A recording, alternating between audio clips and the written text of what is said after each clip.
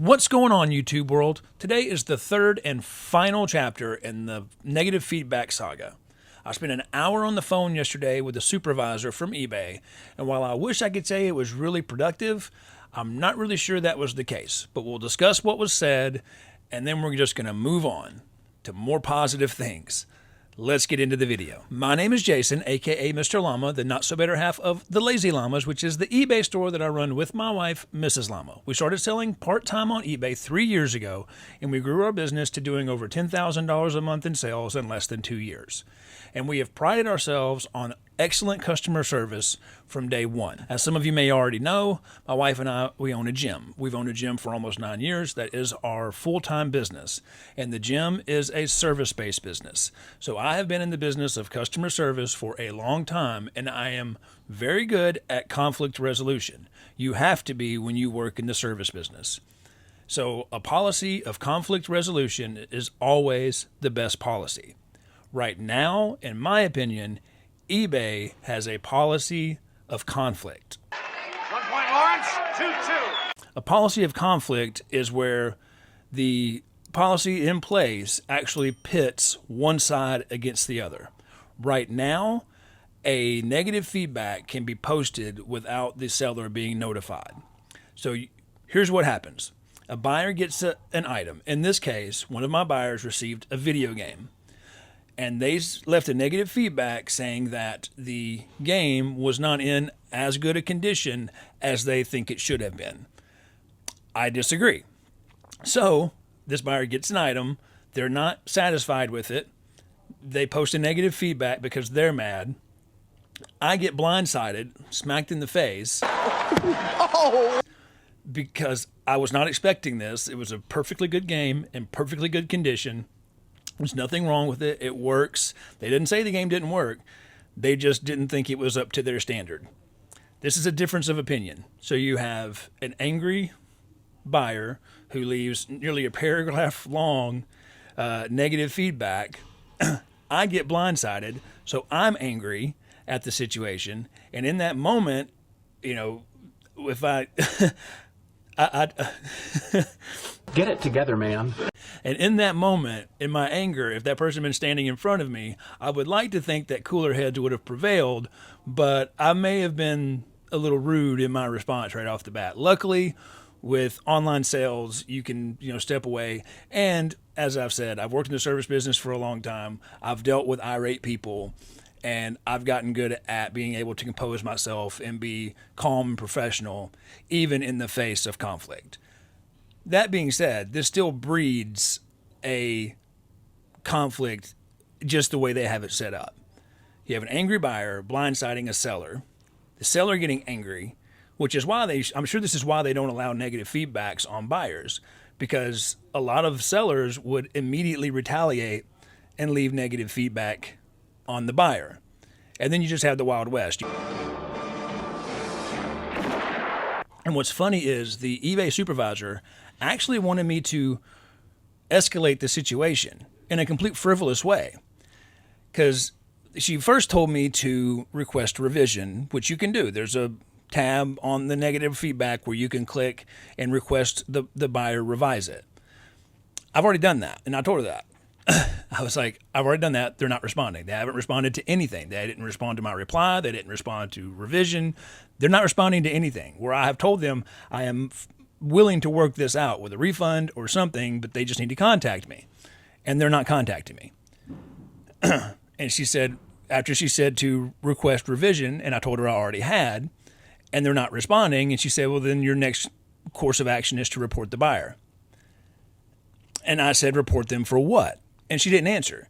She just said, report the buyer. And I said, report them for what? I want you to tell me what policy they violated that I would be reporting them for. It took me 4 times asking her this before she finally admitted that the buyer hadn't violated any policy and me reporting them would be meaningless. And I said, well, why are you asking me to waste my time? I said, this is just me escalating something in another frivolous, meaningless way. I said, this is no way to resolve these situations. I said, there is a much better way to resolve this. And it's simple. Here is my proposal of an eBay policy that would actually be a policy of resolution. Let's just hear what you've got. A policy of resolution would simply be this. Take the exact same scenario that has just happened. This buyer receives a video game. It's not up to their standards. They're not happy with it. They type out the exact same negative feedback that they typed out that is now posted on my profile. They hit submit negative feedback. But instead of it being posted like it's just some nothing comment on a Facebook post, instead of actually something that matters that can affect my business, so instead of it just immediately being posted, it goes into a negative feedback request, which means eBay's notified that a buyer has requested negative feedback, and the seller receives a notification that there has been a request of negative feedback. We can see in the notification what the buyer has stated in their negative feedback request. We then have an opportunity to reach out to the buyer to try to resolve the situation. There should be two buttons. When we receive the negative feedback request, there should be a tab to contact eBay or a tab to contact the buyer directly. We would contact eBay if the negative feedback violates eBay policy.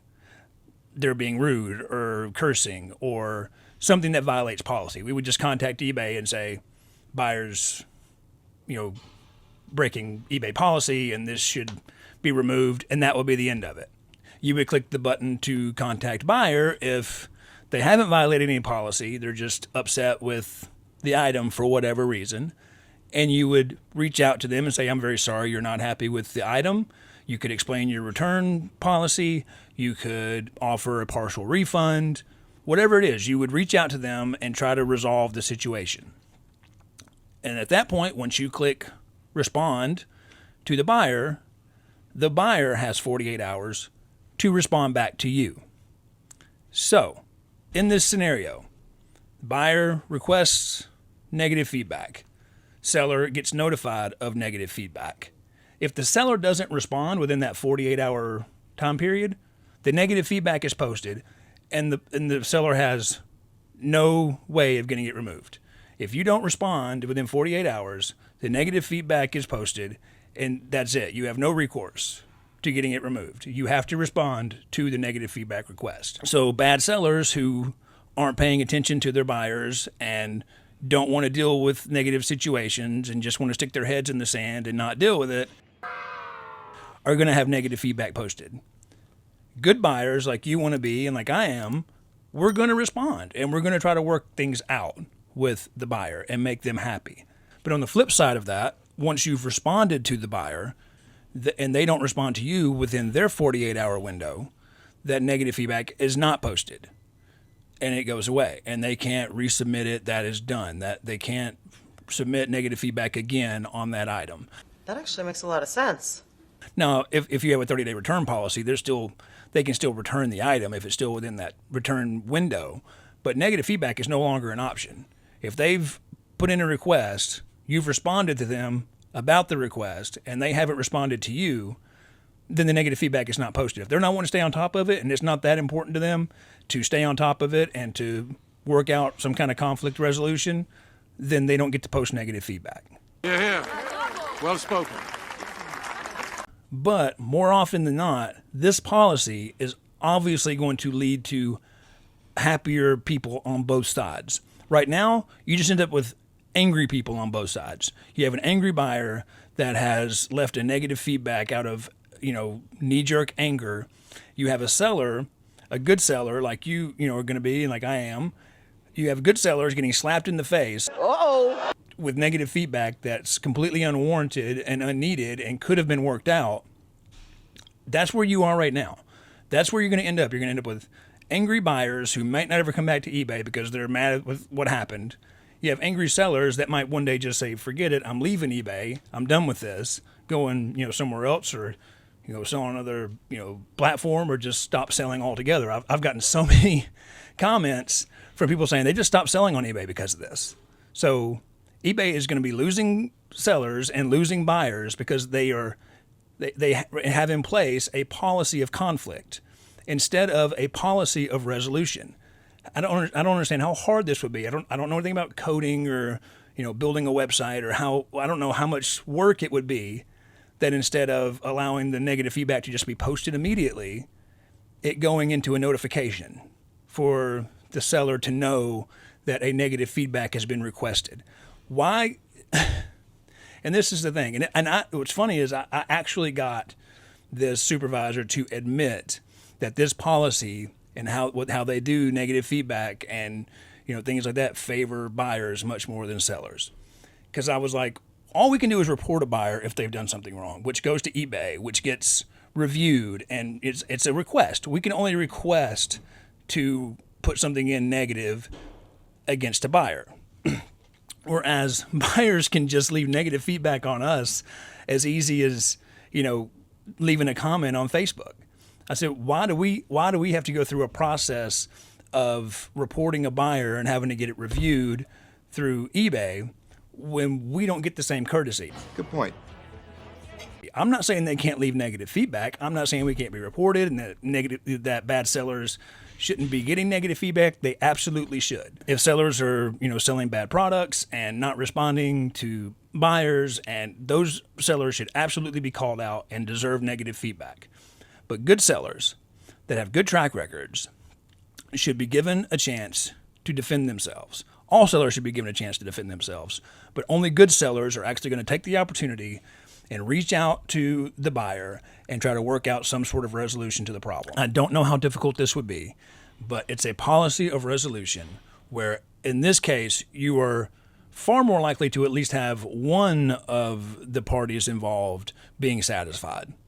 And you're also much more likely to possibly have both parties being satisfied in a scenario like this. You could have the buyer being satisfied with a refund or some other scenario that it gets worked out with. You have the seller who is not just getting frivolous negative feedback left on their profile, so they're happier, the buyer could be happier, and then you have a resolution to the conflict. Whereas now, you just have two sides that are angry. Did we just give peace a chance? So that's my solution. And the supervisor didn't really have a counter argument. She said it was a very sound argument and articulate, and she would talk to people about it. I don't know if that means anything. Very doubtful. But we were talking on the phone for an hour. She was nice. I was nice. It was very cordial. Yeah, I let her know my displeasure with this policy in general, but she listened. I don't know if she was just telling me what I wanted to hear. The whole report the buyer thing was pretty funny, and I think she felt kind of silly after I called her out on that. But overall, she was very nice, and the conversation was very pleasant.